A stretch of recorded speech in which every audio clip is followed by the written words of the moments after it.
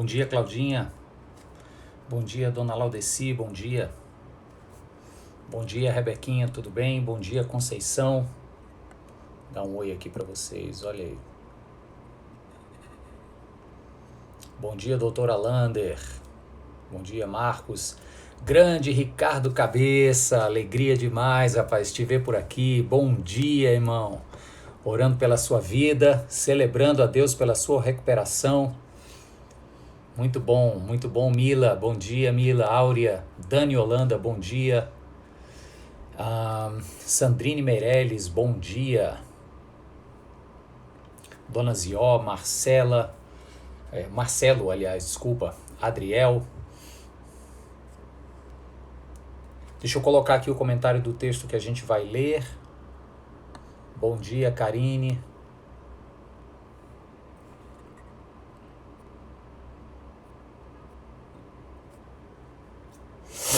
Bom dia, Osvaldo. Tudo bom, filho? Renatinha. Sandrinha Medi Severo. Olha aí o cabeça, maravilha.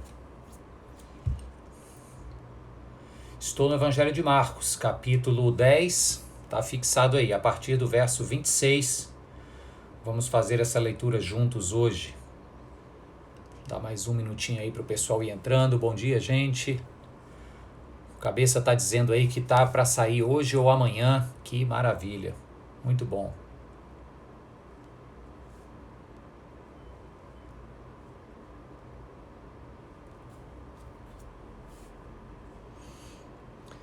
Bom dia, dona Anitta. Bom dia, Ilana. Bom dia, dona Nájila. Bom dia, seu Valdir, Iraídes.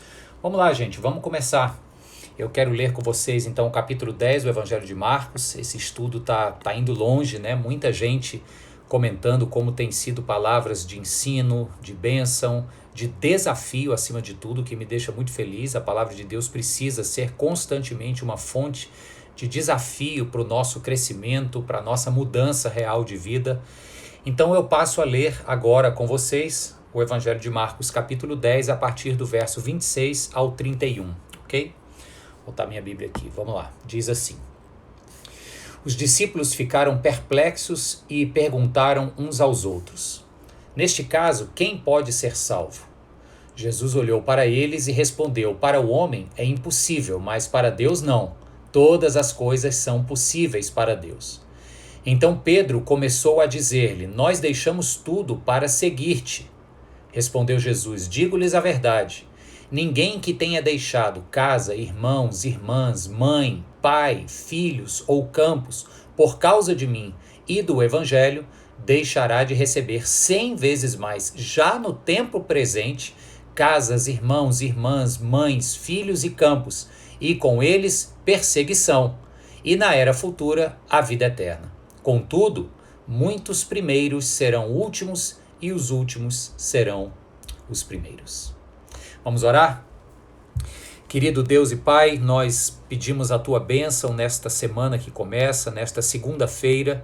Oramos para que a Tua mão bondosa continue estendida sobre nós, Deus, nos dando proteção, nos dando livramento, trazendo cura, Deus, para aqueles que precisam do toque restaurador do Senhor. E eu trago aqui à mente o Ricardo Cabeça, que está no grupo conosco hoje, celebrando este toque poderoso do Senhor em sua vida. Muito obrigado.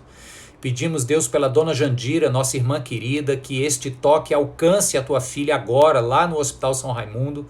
Em nome de Jesus, meu Deus, que todos nós sejamos tocados pela tua mão que nos cura, seja do Covid, seja de quaisquer outros males, seja de prisões emocionais, que a cura do Senhor nos traga libertação e vida nova. E que esse texto hoje faça isso conosco, em nome de Jesus. Amém. Amém, gente. Pessoal, vamos colocar isso que lemos aqui dentro do contexto, tá?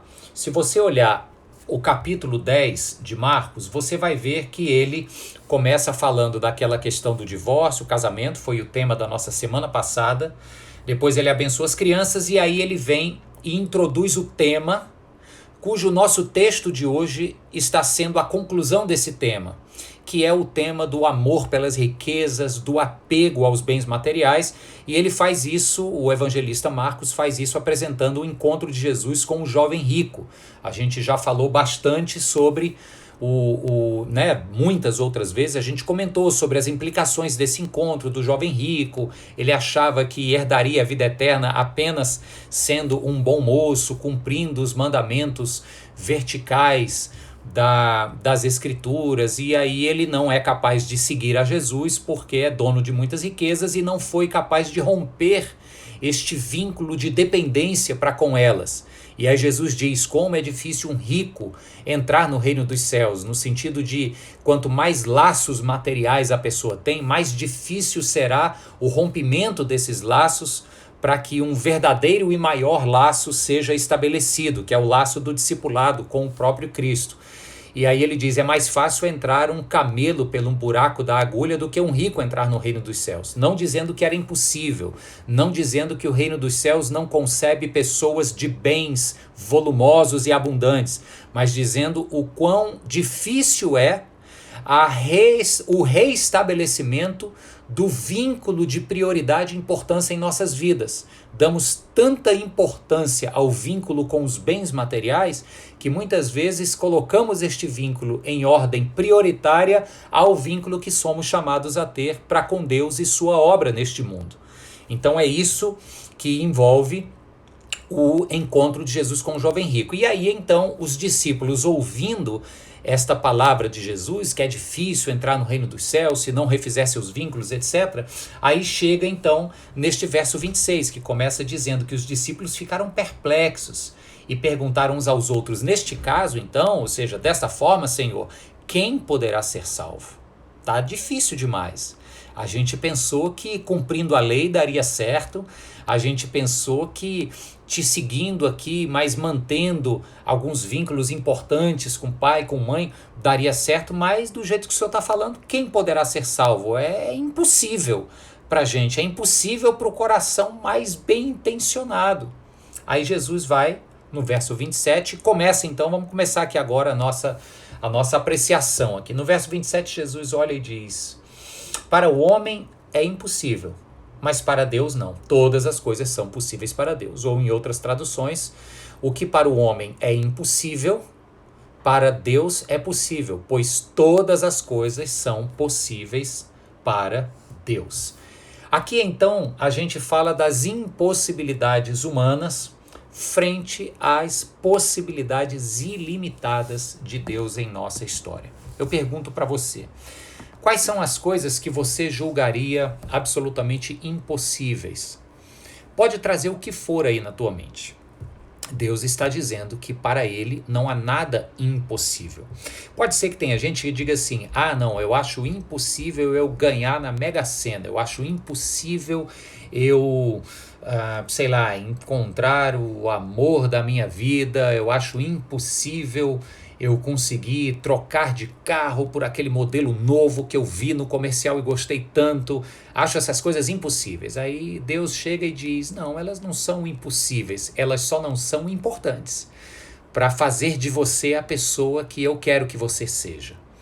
Mas aquilo, preste atenção, que colabora com o plano de Deus, com o propósito do Senhor, para que nós nos tornemos os filhos e as filhas que Ele quer que sejamos, não existem impossíveis. Pastor, é impossível eu entregar meu coração completamente porque eu tenho um vínculo de dependência muito grande com A, B, X ou Y. Deus diz, pode ser impossível para você, mas se você colocar o teu coração com integridade diante de mim, eu torno possível. Porque isso corrobora para a formação da pessoa que eu quero que você seja. Percebe? Tem coisas que a gente julga ser impossível e pelas quais ora fervorosamente, meses, anos a fio, que Deus diz assim, olha, impossível não é, porque eu posso todas as coisas. Agora, isso só não é importante para você.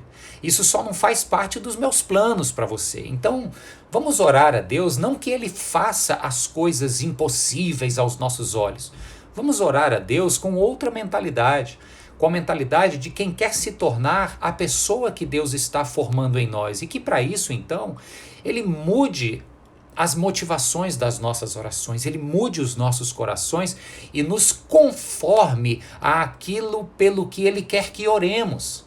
E aí nós vamos ver coisas que são grandiosas demais aos olhos humanos, portanto impossíveis, tornando-se possíveis e cotidianas, porque corroboram com os propósitos maiores de Deus. Amém, gente? Tá claro isso? Vamos seguir então. No verso 28, o Pedro então, ouvindo essa questão de possível, impossível, quem pode ser salvo, quem não pode, ele tinha acabado de ouvir Jesus contando que o jovem foi embora triste porque era dono de muitas coisas, não foi capaz de se livrar ou de refazer os laços de prioridades com os muitos bens e vínculos que tinha e por isso partiu triste. Aí Pedro, como sempre, né? Pedro vem e diz assim: Senhor, e quanto a nós? Diferente deste jovem, nós deixamos tudo para seguir-te. Olha que, eu diria talvez, uma presunção de Pedro. Olha que arrogância. O Pedro era esse cara sempre muito, como é que eu posso colocar? Muito adiantado no que falava. Tem um ditado mineiro que minha mãe falava muito para mim, que diz assim: quem fala muito dá bom dia a cavalo. Então assim, Pedro tinha essa mania, né, de falar muito, e ele falava meio sem pensar, era meio no impulso, né? Lembra daquela outra vez? Mestre, nem que seja preciso dar a minha vida por ti, eu não vou permitir que sejas preso. Aí Jesus diz: baixa a bola, Pedro, o galo vai cantar e quando ele cantar você já vai ter me negado 3 vezes. Então não se aventura nesse rompante de falar aquilo que não faz jus à pessoa que você é. E aí o Pedro aqui mais uma vez se precipita e diz assim: mestre, a gente então tá bem, né? Porque nós deixamos tudo que tínhamos para te seguir. Jesus não diz nem que sim, nem que não, mas olha que interessante o que é que Jesus diz. Logo em seguida, Jesus fala em tom de promessa. Ele diz: olha, todo aquele que deixar pai, mãe, filhos, amigos, terras, que na época terras era o conjunto de bens mais importantes que uma família tinha, que uma pessoa tinha a título de propriedade, porque era dali que vinha o sustento da vida. Então Jesus diz: não há um que não tenha deixado ou refeito a prioridade de seus vínculos com pai, com mãe, com amigos, com casas, com terras e propriedades, que já no tempo presente não receba 100 vezes mais. Puxa, como é isso? Que difícil isso. O que Jesus está falando aqui é mais ou menos assim, ó.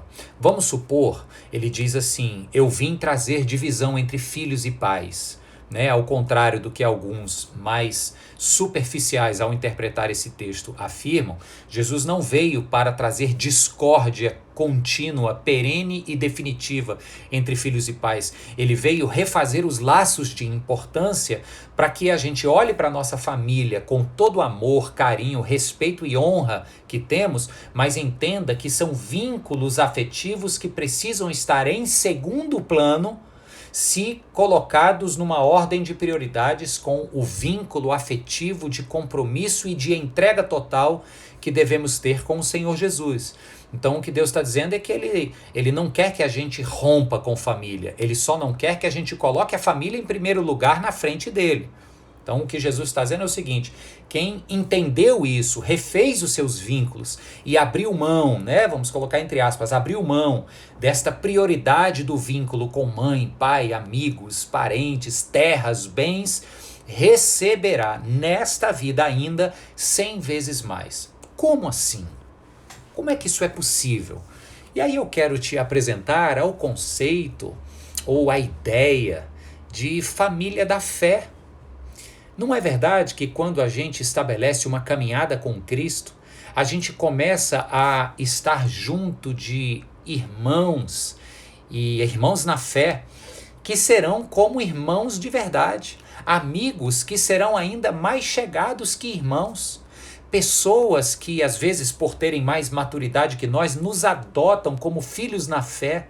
Então olha o que Jesus está dizendo: aqueles que entendem que o vínculo mais importante é o vínculo do homem com o seu Criador, e isso é através de Jesus Cristo, estes podem até sofrerem perseguição e rejeição por parte de pais que não aceitam a decisão, mas eu lhes garanto que receberão ainda nesta vida uma outra grande família, cheia de amigos, que muitos serão mais achegados que irmãos, cheios de homens e mulheres que os acolherão como uma mãe que os coloca debaixo das asas para cuidar, proteger e nutrir.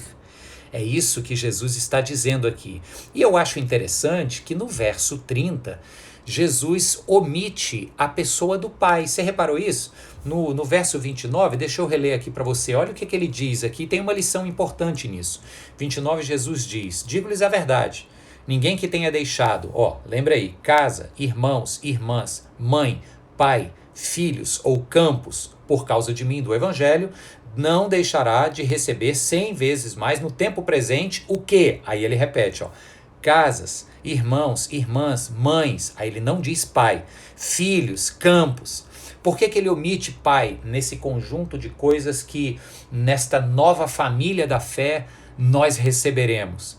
Porque ele está dizendo aqui que todos que se unem nesta nova família da fé são filhos de um mesmo pai. Temos um pai em comum, por isso podemos nos olhar ao redor e nos chamar verdadeiramente de irmãos. Lindo isso, né, irmãos? Amém? Irmãos. Bem, aí então Jesus termina, quando vai terminar, ele diz assim: receberão tudo isso, 100 vezes mais, ainda nesta vida, mas também receberão perseguição. Ou seja, Jesus está dizendo, vale a pena refazer o vínculo, as prioridades de vínculos na sua vida. Vale a pena você refazer essa ordem. E você vai receber, ainda nesta vida, neste tempo presente, você vai receber 100 vezes mais. Agora, você vai receber também perseguição. Você vai ser rejeitado, você, como o pastor Gabriel disse ontem, você corre o risco de não ser uma pessoa popular. Muitas outras pessoas não vão gostar de posicionamentos seus, e aí é possível que queiram te marginalizar nos relacionamentos e nos círculos profissionais ou relacionais. Então, assim, não tem como refazer os meus vínculos de apego afetivo, seja com pessoas ou com coisas, para colocar o Senhor Jesus em primeiro lugar e todas as outras coisas e pessoas em segundo lugar. Refazer esses vínculos fará de mim uma pessoa com um poder de decisão, de tomada de decisão bastante único. Eu poderei tomar decisões, às vezes, controversas aos olhos do mundo. Pessoas vão olhar e vão dizer, cara, que decisão é essa que você está tomando? Como é que você abre mão desse negócio que te traria tanto lucro? Pô, você está ficando doido, está ficando besta? E alguém pode chegar e dizer, eu não quero mais ser teu sócio nesse negócio, porque você está tomando decisões que são certinhas demais. Entende? Quando a gente refaz esses vínculos de prioridades e coloca o Senhor Jesus como o meu maior vínculo de obediência e submissão, eu começo a dizer alguns nãos para coisas que não são certas. E começo a dizer alguns sims para aquelas que às vezes vão me custar caro, mas que são corretas e que Deus espera este sim de mim. E isso traz o quê? Isso traz perseguição, trará sofrimento. Então Jesus está sendo muito realista aqui. O jovem rico foi embora porque era dono de muitas propriedades, não foi capaz de refazer esses vínculos de prioridade em sua vida. Quis ficar priorizando o valor dos bens que tinha, foi embora triste. Vocês têm que ser diferentes. E quaisquer um de vocês que refizerem este vínculo e me colocarem em primeiro lugar, receberão 100 vezes mais. Isso é uma hipérbole, uma figura de linguagem que denota esta abundância. Receberão muitas bênçãos, da mesma forma em natureza daquilo que vocês secundarizaram. Se foi família, se foi bens, campos, receberão abundantemente muito mais. Agora, Jesus é realista quando diz, mas mesmo no meio desta abundância, experimentarão rejeição, perseguição, sofrimento. A vida não vai lhes ser fácil. Aí pode ser que tenha gente que depois dessa palavra de Jesus diga assim, opa, isso é difícil demais então. Isso é difícil e eu acho que nessa fila aqui, para responder ao mestre se eu entreguei tudo ou não, eu acho que eu vou correr lá para o fim da fila. Eu preciso mais tempo para pensar. Pode ser que tenham pessoas que digam assim, opa, nós estamos nessa fila aqui, eu já tomei minha decisão e eu quero essa entrega primeiro. Aí ele diz, vou correr lá para frente, eu quero ser o primeiro a dizer ao mestre que eu estou fechado com ele. Jesus Cristo chega e diz assim, muitos primeiros serão os últimos e muitos últimos serão os primeiros. Essa história da fila, ela tem uma aplicação muito interessante. É uma fila, você pressupõe que é para entrar em algum lugar, né? Um alinhamento ordeiro de gente que quer ir a um lugar, que quer estar em algum lugar e por isso se enfileirou. Jesus está dizendo, os que correm lá para frente com uma mentalidade arrogante, dizendo mais ou menos como Pedro disse, opa, nós temos o direito de estar lá na frente porque a gente já entregou tudo para estar contigo. Jesus disse, é capaz de, se for encontrada arrogância nesse coração, ele vai lá para o final da fila. Agora, tem gente que correu lá para o final da fila dizendo o seguinte, olha, eu sei que o preço desse negócio é alto demais, eu quero muito dar, mas eu sou honesto o suficiente para ir lá para o finalzinho da fila para pensar mais. Jesus diz, esses aí, não por causa da incapacidade de entrega, mas por causa da veracidade de seus corações, de humildemente se reconhecerem incapazes, esses eu vou trazer para frente. Agora, olha que interessante, gente, deixa eu contar uma historinha para vocês. Tragicômica, certo? Em 2012, a gente soube, lá em Nova York, que ia ter um show do Justin Bieber, gratuito, numa das praças lá, na praça da rede de TV NBC. E era só ir pra fila e quem entrasse lá ia ver o show do cara gratuito. E os meninos na época gostavam demais do Justin Bieber, ele estava começando ali a carreira. Aí a gente foi pra fila, 3 horas da manhã, chovendo, um frio horroroso. Levamos barraca de camping com cadeira para ficar na fila, lá na Quinta Avenida até chegar na tal da pracinha. Quando deu assim umas 8 horas da manhã, o negócio estava programado para começar às 9, a fila estava andando. E sabe como é americano, é muito organizado, então a fila de fato estava andando, mas era um mundaréu de gente. E quando faltava assim uns 30 metros para a gente chegar na curvinha de acesso à tal da praça, a gente conseguiu ver de longe os policiais lá no perímetro, né, de gente que caberia dentro da praça, fechando a praça dizendo, pronto, acabou o espaço, não cabe mais ninguém, infelizmente vocês não vão entrar. Por isso que eu digo que é tragicômico. O trágico é porque os meninos começaram a chorar, foi uma coisa horrorosa, a gente não conseguiu entrar, a gente deu a volta no quarteirão, ficou lá longe por trás, vendo o palco por trás, não deu para ouvir nada, foi horrível, mas foi também uma comédia. Bem, o que eu quero te contar com isso? É que a gente enfrentou uma fila que quando chegou perto a porta foi fechada e a gente não entrou. Aqui no texto, o conceito de fila é outro. Nesta fila aqui, todos vão entrar. Só que os que acham que merecem entrar primeiro, por causa de sua arrogância ou autoconfiança, vão lá para o fim da fila.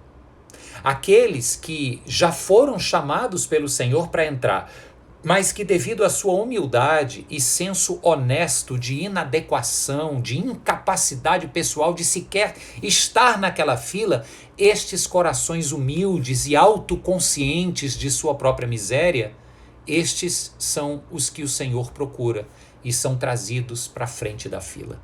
Bem, eu quero terminar esse estudo de hoje falando para você do perigo da arrogância, do perigo do sentimento de autoconfiança ou de merecimento. Às vezes a gente se acha merecedor de coisas. Às vezes a gente confia muito nas nossas boas obras, na nossa diligência e disciplina em fazer as coisas para Deus ou em nome de Deus.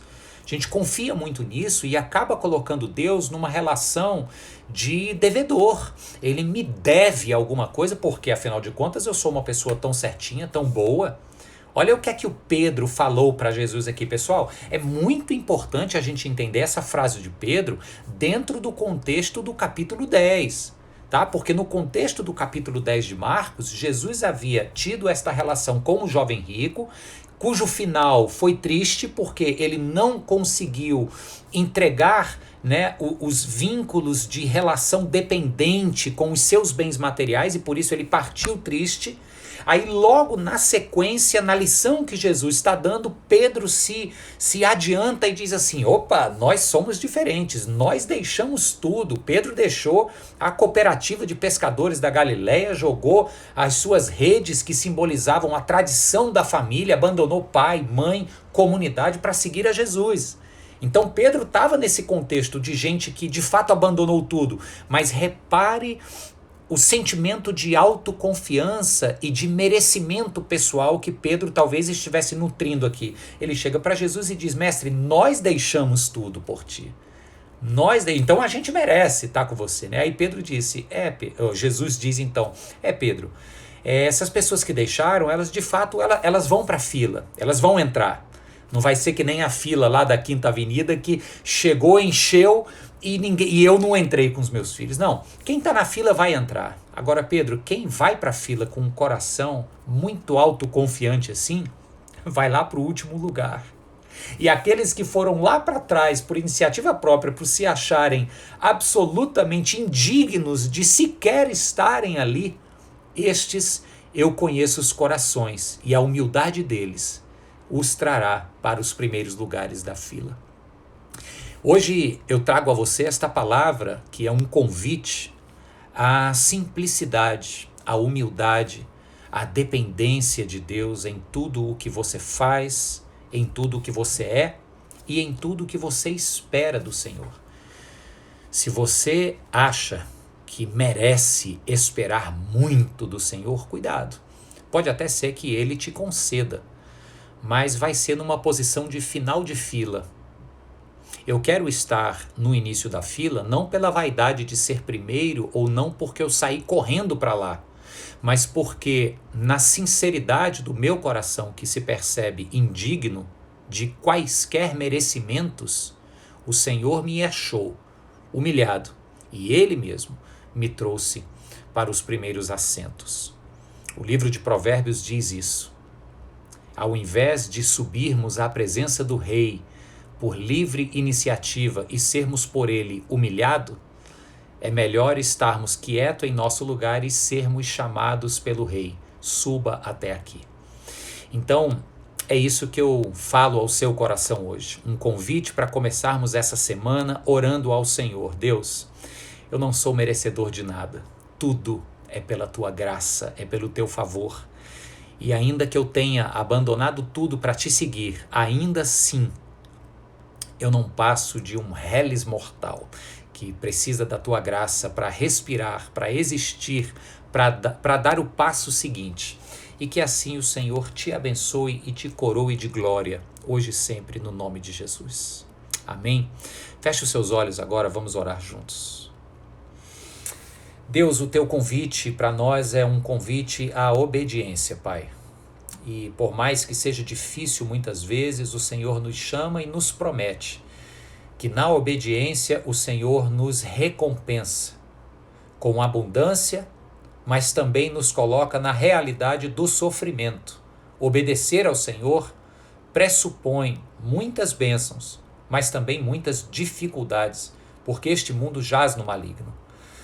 Portanto, Deus, nós oramos para que teu Espírito Santo nos fortaleça no meio dessas dificuldades, que a tua graça nos sustente, nos ponha de pé, e mesmo cientes, ó Deus, das perseguições que virão quando colocamos o Senhor em primeiro lugar de nossas vidas, mesmo cientes dessas dificuldades, nós dizemos ao Senhor que queremos te seguir, Deus. E nos comprometemos a nessa semana seguir ao Senhor e fazer das tuas prioridades as nossas prioridades. De colocar em primeiro lugar o teu reino e a tua justiça, Deus. E que o Senhor nos afirme, que o Senhor nos ponha nos primeiros assentos, não porque mereçamos, mas exatamente porque nos sentimos indignos e merecedores. No nome de Jesus, meu Deus, abençoa com cura aqueles que estão enfermos, abençoa com forças aqueles que estão se sentindo debilitados, ó Deus, pelo peso dos dias em que vivemos. Abençoa, Deus, com ânimo novo aqueles cujos espíritos estão deprimidos, ó Deus, pelo pesar emocional, Deus, de um momento em que o nosso mundo passa com tanta dificuldade nesta pandemia. Abençoa, Senhor, que sejamos encontrados pela Tua graça, hoje e sempre. No nome de Jesus. Amém. Amém, pessoal. Que maravilha. Todo mundo junto hoje. Bem, quem entrou agora no fim, lamento. Foi um estudo ao vivo muito bom. E para mim, pelo menos, falou muito ao meu coração. Mas vai já tá no IGTV aqui, no meu IGTV. Já vai estar no YouTube da Igreja Presbiteriana Nova Jerusalém. Lá tem toda a sequência de Marcos que a gente está estudando. Eu estou vendo muita gente aqui de longe, muita gente nova. Que legal, sempre bom ver gente nova. O professor Batata, Deus abençoe. Grande mestre Batata, Carol Coelho, Deus abençoe você, Carolzinha, Conceição, a Renatinha Gomes, maravilha, Fé Coerente, é isso mesmo, Renatinha. A poetisa Cássia de Oliveira, que privilégio ter uma poetisa aqui entre nós. A Lorena, lá de Goiânia, Giovânia Bezerra, quem mais? O Marcos, já falei, Dona Maísa, maravilha, Aline Brasil, mãe dos meninos mais fofos desse mundo, Bruna, Tássia, Bruninha do Louvor, Deus abençoe. Bem, gente, estamos juntos aqui, tem sido tempos muito bons. Eu não consigo dar bom dia para todo mundo, mas sintam-se todos beijados e abraçados, em nome de Jesus, ok? A Georgia dando uma boa semana para todos e todas. Maravilha, Deus abençoe vocês também. Vou me despedir agora e seguir para a nossa jornada de trabalho na segunda-feira. Um forte abraço, gente. Tchau, tchau.